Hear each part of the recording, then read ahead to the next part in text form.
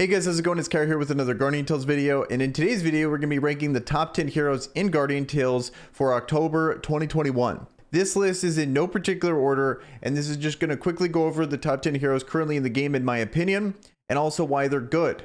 Also, when I'm evaluating these characters, I'm mainly going for value. There's a lot of game modes in this game such as Erina, Coliseum, Camazone, Orbital Lift, rating, and campaign, and so I'm evaluating characters that are going to give you the most value in all of those game modes, not necessarily characters that are absolutely the peak of just one or two of these game modes. Getting characters in this game is really hard, and it takes a lot of resources to invest in these characters, so I'm going to be trying to give you the characters that are the most value picks versus just whatever's top tier in one particular mode. So with that being said, let's get into the list here, and before we actually get into the main list, let's talk a little history compared to the last tier list that I did, or the last top 10 heroes.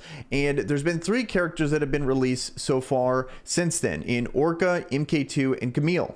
And out of those characters, Kamael easily makes the top 10 list. And I did say that this is no particular order, but I would say if anyone's going to be ordered at all, it's probably going to be him. And I think he's the best character in the game currently. And then MK2, I think, is a pretty niche pick, specifically for Erina. Not that great, but I have seen play in the top ranks with MK2 in there. And then Orca, I think, is actually pretty decent, good raid hero, good arena character, but both of those characters are not going to make the top 10 list. But for the most part, MK2 very niche. Orca, I would say, is a better hero that you can actually get a lot of use out of. So then lastly, Kamael, let's just, I think that's a good segue into the actual list now. Kamael, best hero in the game, and I think it's going to be a good idea to talk about why Kamael is actually so good. So mainly, it's just going to be a combination of all these things that he has going for him. The first thing, let's talk about his auto attack, which absorbs enemies' life force to deal damage, and for some reason, it's not listed here, but I don't understand why it's built like this, but I think this makes him even better, is that the amount of life that he absorbs is based on his own maximum HP. It's like a percentage of his HP increases the amount of healing he's taking from enemies, which I think is just completely busted. And usually when it comes to mechanics like this, it seems very counterintuitive. Usually if you're absorbing the life force of an enemy, maybe you can have a mechanic where you're stealing more life based on their max HP, but for him to get even tankier and to also heal more because of that is just weird to me. It makes him really good. And then on the last hit of Circle Life hit, shoots a concentrated orb to heal all allies HP, and then reduces the enemy's range defense by 20% for 3 seconds, and that's immediate with his exclusive weapon. He is a character that is good without it, but he just gets infinitely better with the exclusive weapon. So he's mainly going to be a character you're definitely going to want the exclusive weapon on this guy. He's a no-brainer pick. You just invest all your gems into him. I know it's a little too late to be saying that, but the next time his banner comes around, this is going to be one of the most sought-after characters for sure. And then he can AoE reduce defense because he attacks a maximum of 3 enemies near Circle of Life, and then on Circle of Life hit, deals 25% DPS damage, and then with a 50% chance, and then immediately reduces the ranged defense effect, which is just insane, especially in any situation where there's multiple enemies. Being able to do an AoE defense reduction is just incredible. So that's why he's so used in Coliseum. That's why he's essentially used everywhere. He's every single game mode you could possibly think of. He not only is good, but great in all of those game modes. So easily going to make this top spot here. And then that's not even to mention, I haven't even gotten into his base stats, which are weirdly high. He has like 5th highest defense. He has, top 10 in HP. He has an okay attack, but he's just so durable that it doesn't really matter. He's healing based on his own HP. Weapon skill, which is just this massive, really quick animation, goes the full range of the map, does a ton of damage, CCs well, it puts them in ailment status quickly. It takes only 2 of them, has a relatively short regen time on the weapon skill regen speed here. So it's just, when you add up all these things together, and his auto attack goes through walls, so you can't really counter him that way. Another thing too is he has the party buff of the range damage increase, which makes him accessible to regardless of what faction. Even though he is an earth character, he can fit into whatever team you want him to based on your element. So if you happen to have a whole light team, or if you have water team, or it doesn't really matter what elements you have, he's going to fit right in there as long as you have ranged characters, because he's going to be increasing the range damage and also reducing range defense. So he's very versatile in that regard too. He's not stuck in a particular element like a lot of heroes are. Even though they are really good heroes, a lot of heroes are stuck in a particular element to really succeed, whereas he doesn't. He just can fit wherever.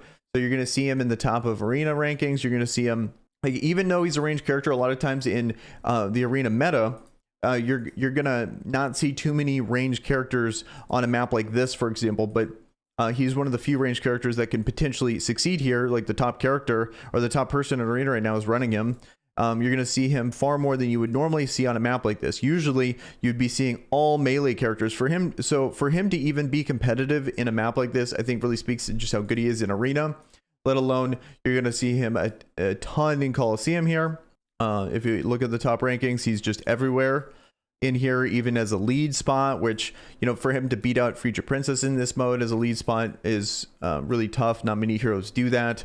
So you see him essentially everywhere. He has like a 90% pick rate at this point in Coliseum. He's on one of the best, like, most damage dealing teams in rating. He can fit in a water team. He can fit in his own earth team. So he's just one of the best heroes by far currently in Guardian Tales. Okay, so I think that's enough about Kamael. Let's talk about the next hero on this list, which is Future Princess. She is definitely, if there was an order here, she's been number one since the beginning.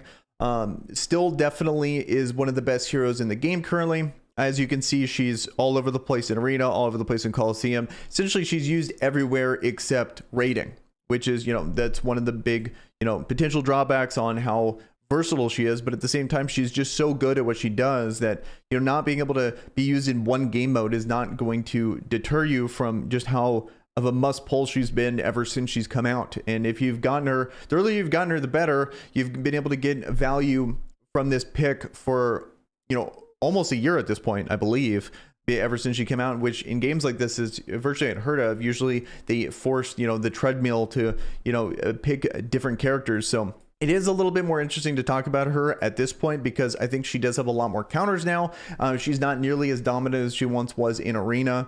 I think a lot more people are actually picking Erina over her in Erina, but at the same time, she's still a really good pick. She's still really strong there, but just not as strong as she used to be. But not being as strong as she used to be, she was the consensus number one character. But I think Kamael kind of takes that spot at this point. But, you know, okay, so what? She's number 2 now. Still great in Coliseum. Probably one of the top characters, if not the best character in Coliseum.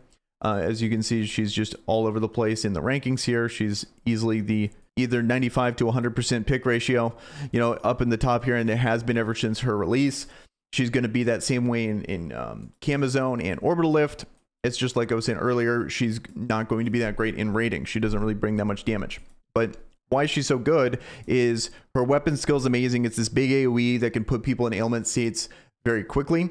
It's the one move in the game still that in one weapon skill can CC someone. And that still stands at this point. No other heroes at the game can currently do that. Even Kamael, it still takes 2. So that's one benefit she has going for her. It's just nowadays they've introduced more counters. They've introduced heroes that are better, which I like just overall in a design perspective. I like how this game hasn't just, they've taken this obviously broken character and they haven't just made blatant counters to the character. They've just made good standalone characters on their own right, not just a blatant counter. A lot of times these games, what they'll do is here's the meta, and then they'll just make a character like Erina, for example, and just completely counter Future Princess, which in this game it doesn't really work that way, which I really like. And it makes it to where they're actually thinking of you know, interesting ways of being able to make characters instead of just, okay, well, whatever meta is going on currently, we'll just make a counter to it, so then you have to pick that next character. So just encouraging. A lot of games that I've played in the past have fallen down that trap, and it's really it's just a bummer to play with. So I like that. Now let's go into the third character on this list, which is Oghma. And Oghma, amazing character, same usability as Future Princess in the sense that he's going to be usable everywhere except raiding. The main reason why he's so good is this defense regulator passive, which enhances defense of party members who have lower defense than his. Party members' defense increases by 15% of the difference between Oghma's and their defense, and then applies prior to party effects. So it makes your entire team tanky based on the difference between his defense and everyone else's defense. So still a great character, going to be kind of fallen off on the Erina perspective, more so than Future Princess.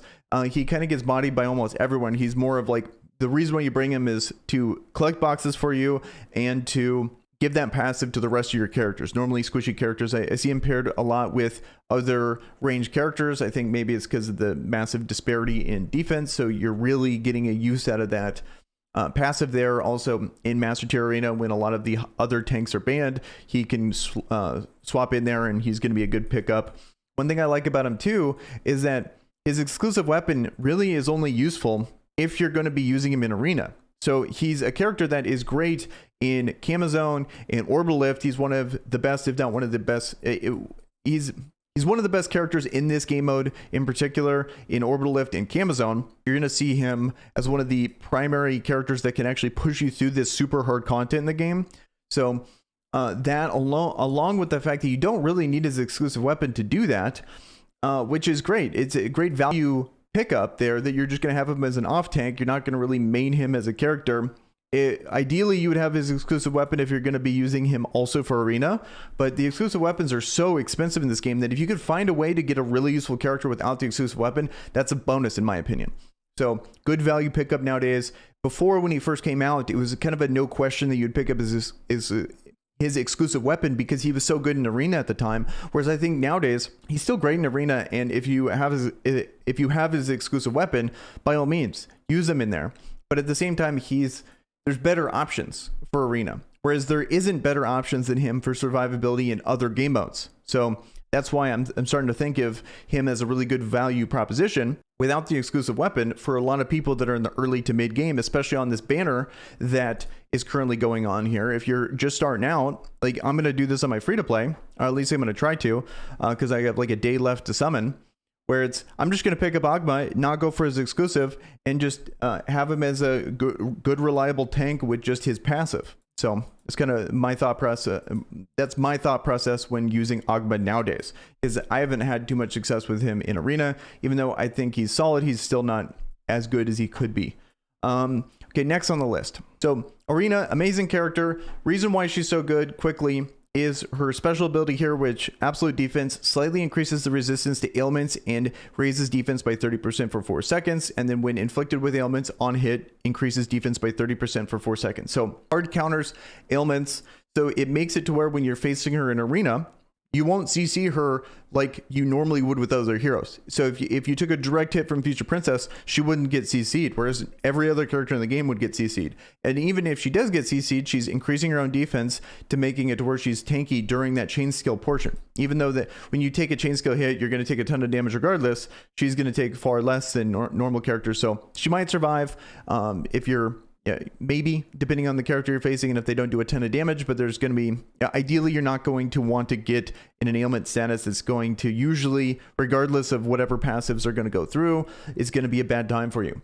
But other than that, what's really cool about her is that she's very versatile as a tank unit. In you could put her with ranged characters, you could put her with melee characters because of how her auto attack works, whereas its punishment throws a shield to inflict range damage and slashes her sword to inflict melee damage. So she's always going to be relevant in if you're doing a range team that increases range attack, or if you have a melee team that increases melee attack. She's always going to benefit from one of those things. And then she has a shield bash, which attacks with a shield to inflict damage to enemies and creates a shield by 50% of the inflicted damage. So can't really kite her like you would normal characters. She has a really good ailment, so you can't really CC her like normal characters.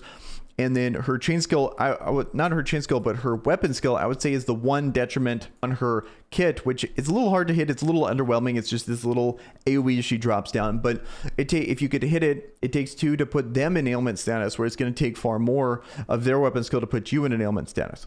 So I think she's still a great character.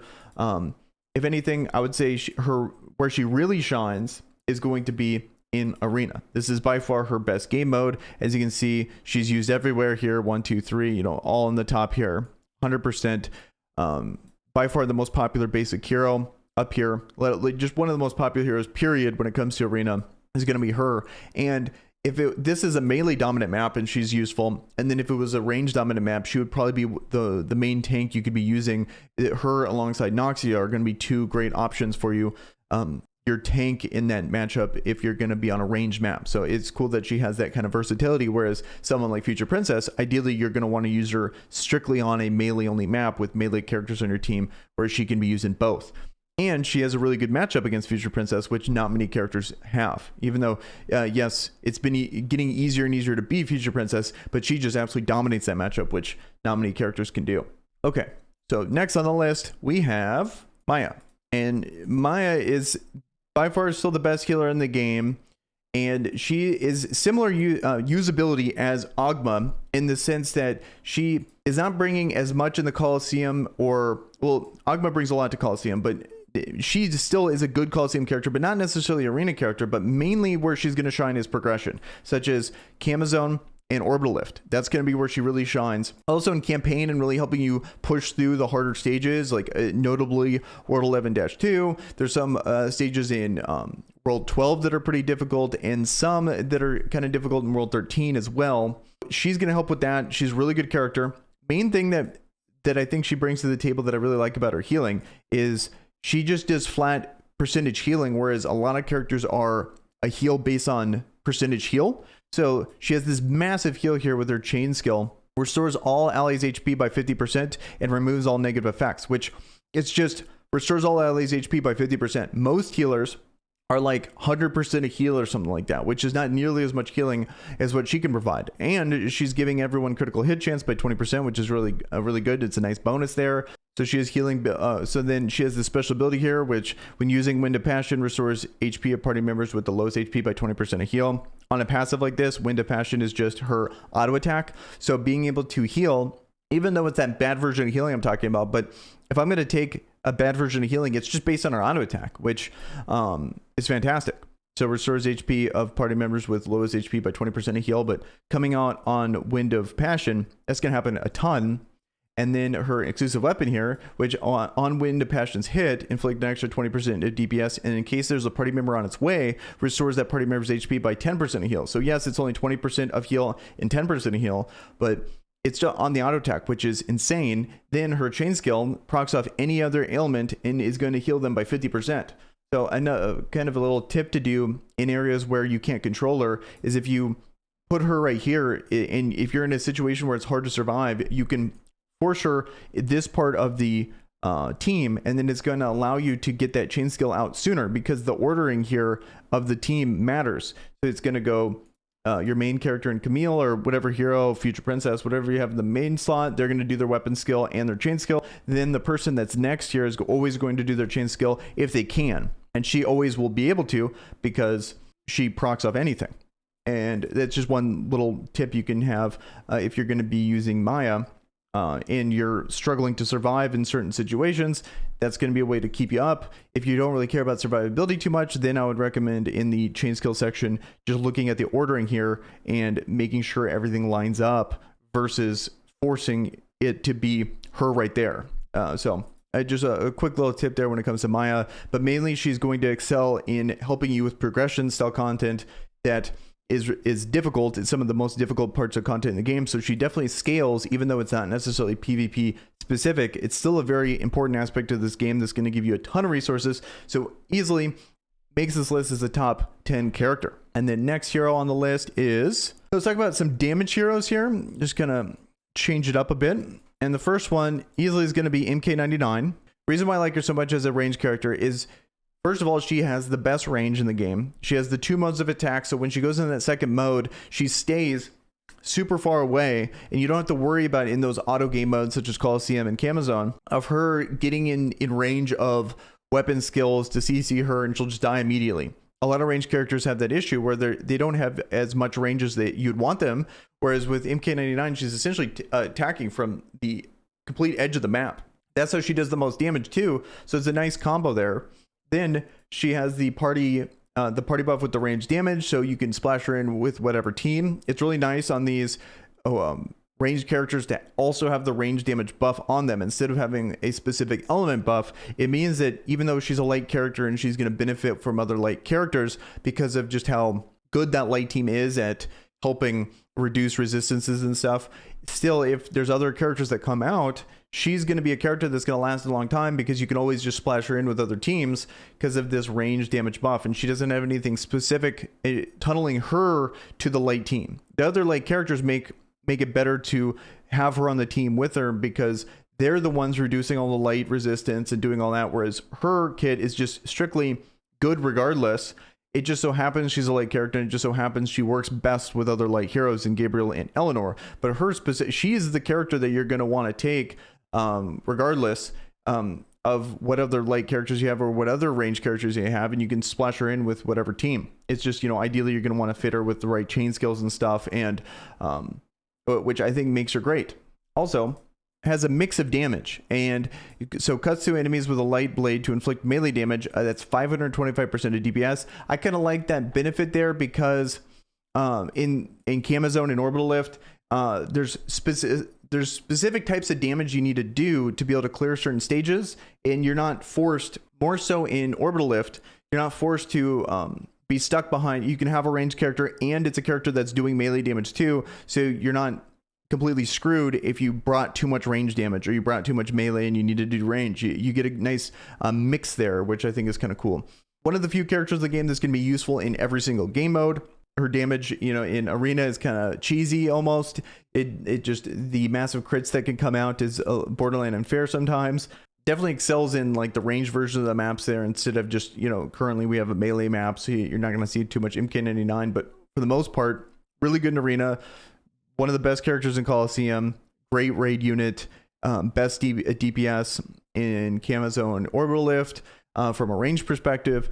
So overall, really good character, if not one of the best range characters in the game at the moment. Range unit here, got the crit chance buff.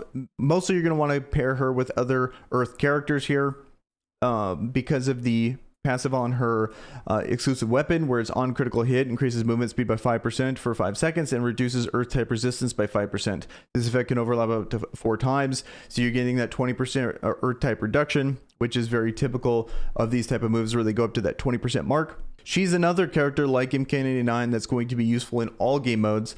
From an Arena perspective, she's super scary because she has surprisingly tanky stats. Like her base stats make her a little bit more survivable than you would expect from a melee character, and her weapon skill, which is this right here, bursts out concentrated energy in front, inflicts damage and puts enemies in down state, comes out really fast. You only need to hit 2 of them to be able to put them in an ailment status, and with that combination with your chain skill, inflicts 400% DPS damage to enemies on its way.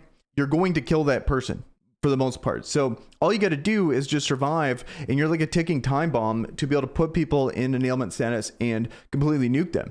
Then when you combine that with her auto attack and how much synergy she has in just trying to survive because she's getting that extra movement speed, and her auto attacks kind of make her move like Callista from League of Legends, where she's dodging around, it's really difficult to beat her because with that extra movement speed, she'll be able to close in on you and land that weapon skill even easier. So you really want to take a character that can not only survive her main moves, but then actually do enough damage to get her out of there quickly. So crazy good unit for Arena.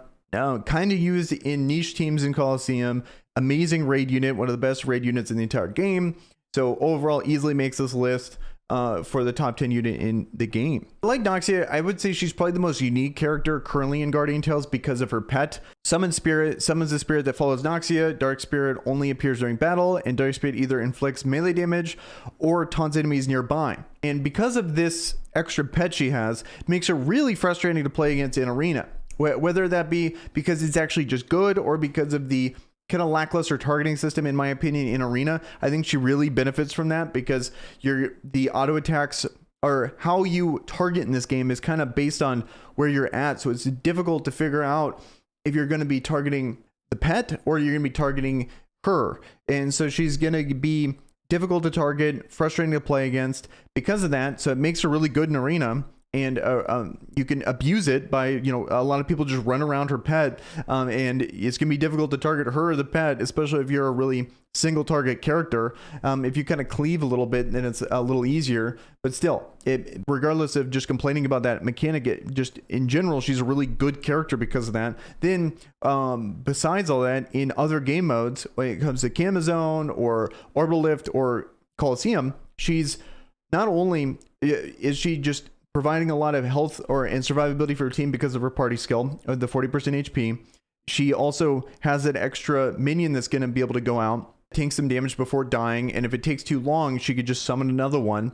Then she does a surprisingly high amount of range damage because she's going to have her pet over there. She's just free casting, and she hits decently hard, and you're going to usually be pairing other ranged characters. They're going to have range boosts. She's going to benefit from those range attack boosts. So overall, just a really good character. And then lastly, to kind of top it off, she has a great chain skill because it procs off anything, so any element, and it puts them in airborne. And then airborne, if you're doing range damage, you get 50% extra damage there. So being able to proc off everything and going to airborne, that's kind of a rare status. For her to have that makes her synergize well with other ranged characters. So that's for the most part why I like Noxia. She easily makes the top 10 list. One of the best pseudo tank / damage dealers, easily makes the top 10. Okay, next on the list is Lilith. And when you think of Lilith, just raw damage is usually what I think. I think she just hits so hard, and it's because of a couple things. Mainly, most of her kit is based on her exclusive weapon.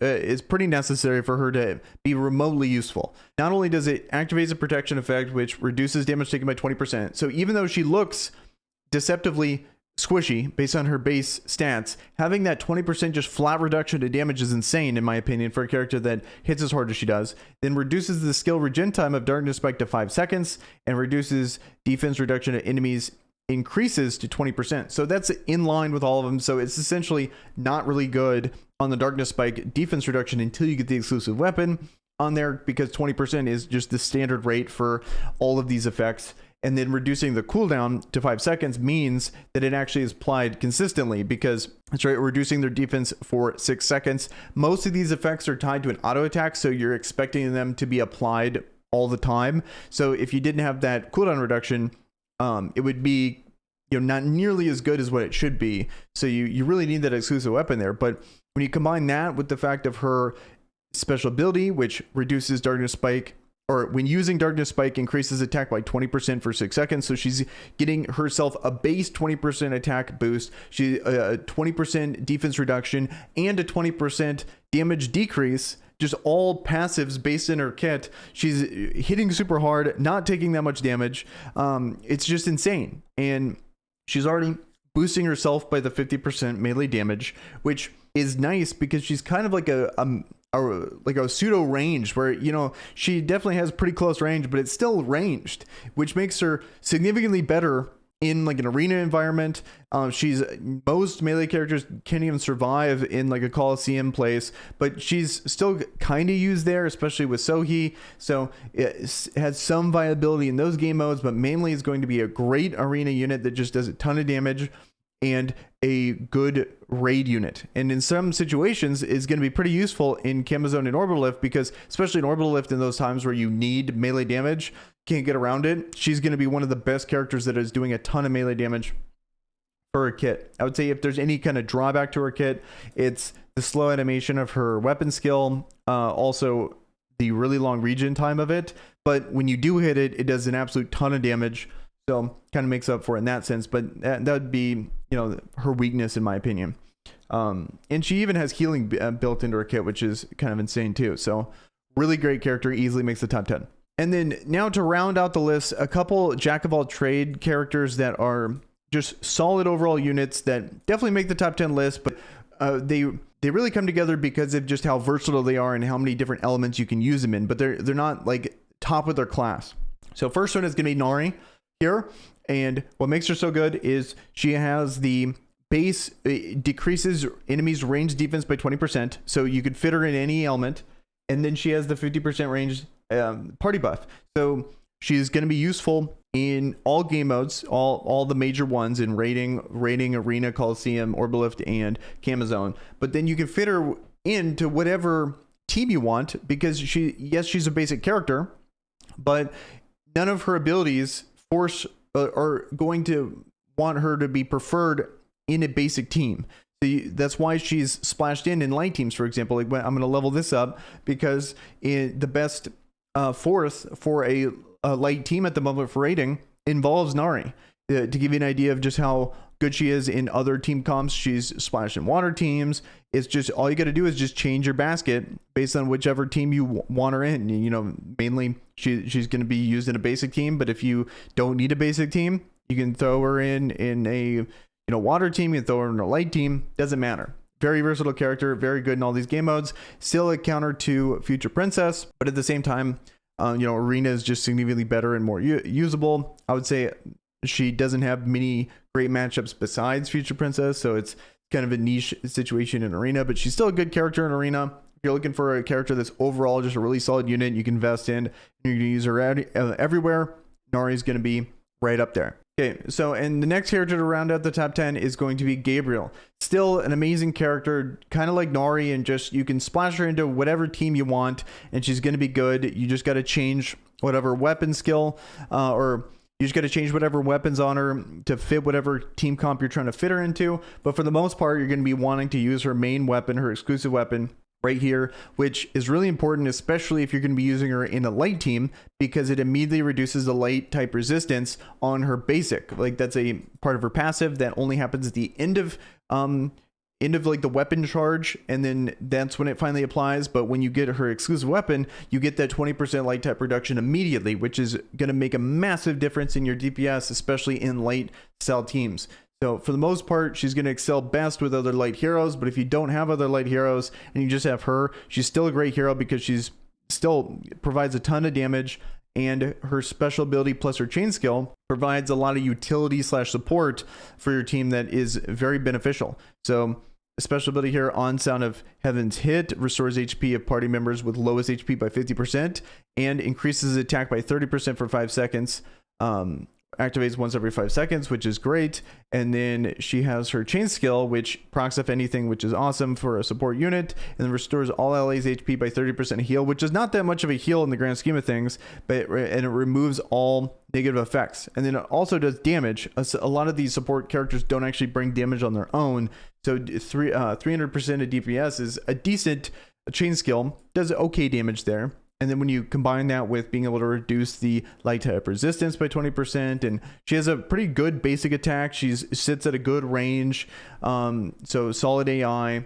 Overall, just a really solid unit you can take everywhere. I would say she's probably fallen out of the arena meta, but she's still a solid arena character, great Coliseum character, and then great raid / orbital lift and Amazon character as well. So easily makes the top 10 list, super useful unit, and that rounds out the top 10 with Gabriel. To end this video, I do want to say there's a ton of good heroes in this game that don't make the top 10 in my opinion, but I think that speaks to just how balanced this game is, because there's so many good heroes here that I didn't even mention. And we got Future Knight, we have Scintilla, who's great. Eleanor is super good in specific light teams. Garam is one of the hardest hitting characters in the entire game here. Arabelle is another amazing unit that you can throw in. Great in raiding, great in essentially everywhere except Erina. One of the best Coliseum units, one of the best Camo Zone units in the game. So still super good. Tinia, one of the most splashable raid units in the game, right up there with Nari. But I would say Nari kind of beats her out because of just she's a little bit more useful in Erina. But still a really splashable unit there.